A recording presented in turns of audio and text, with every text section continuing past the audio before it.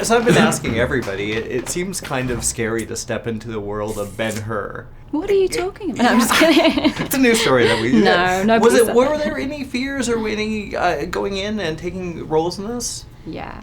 Yeah, man. Yeah, it's a scary proposition. Yeah. I think. Because Yeah. obviously people have heard of... There's a movie called from 1959. I don't know if you've heard that won about 11 Oscars. Yeah, Yeah. kind of Charlton popular. Heston. Yeah. Yeah, pretty big. Yeah, as Jack keeps saying, huge sandals to fill. But and then added to that is the iconic Cinecittà Studios where we shot, and then the Fellini stage.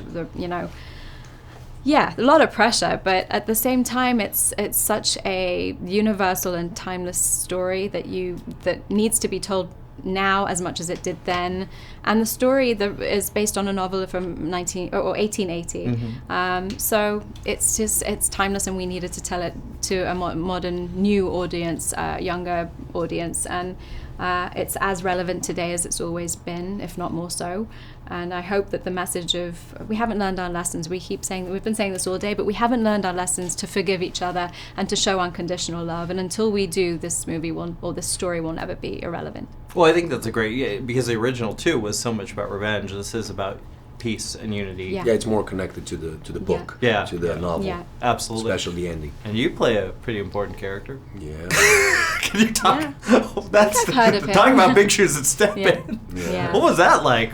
How do you prepare for that? Yeah, you don't. I mean, it's never enough. That was the feeling of... the preparation came down to a very essential thing. Just diving inside as deep as possible, getting in touch with your feelings, your emotions, all kinds of...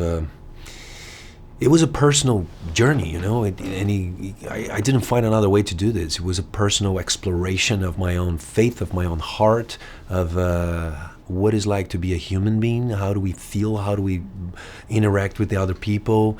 And all those things. So, it was intense, but it just taught me so much. It couldn't be different. It had to be deep and personal, and I can't even compare to anything else that I've done.